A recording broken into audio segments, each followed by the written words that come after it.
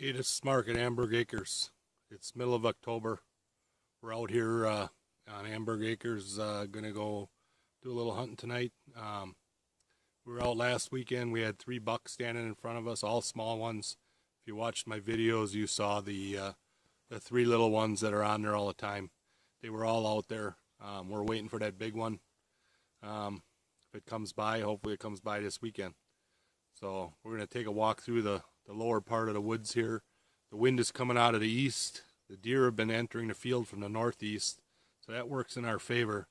So we're going to come through the bottom and come up the back way to our ground blind near that food plot we put in this spring.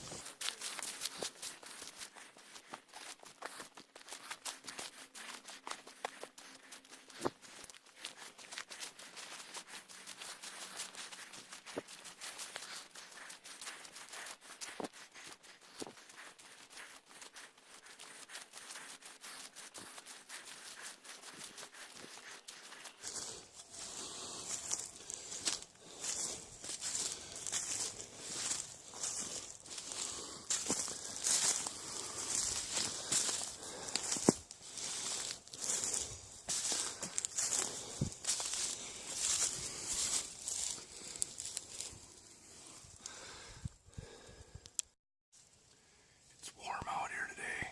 My phone says 64 degrees. It's going to be a hot one. It's about 2:30 in the afternoon.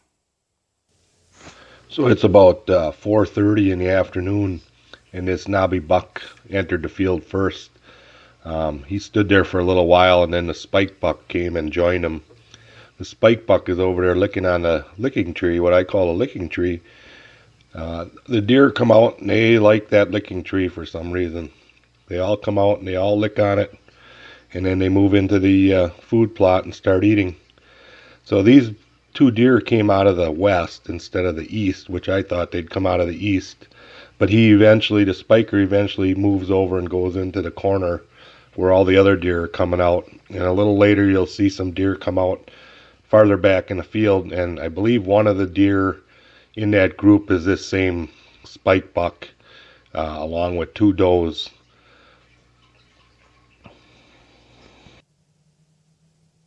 Now this spike buck was on my list for shooting this year, but seeing I only get 1 tag here in northern Wisconsin, I decided I was going to wait until November before taking a smaller deer, in hopes to see one of the big deer. But obviously that never happened. Hunting season is over, and all I saw were these young bucks out in the field. I know the big ones are there, they just didn't show while I was hunting. So the little spiker got to walk for another year. So here are the other 3 deer that entered the field later on. It's almost dark now. They're going to make their way over to the other food plot, and I can see them through the woods. It takes them about an hour to get into this food plot, and by that time it's already dark.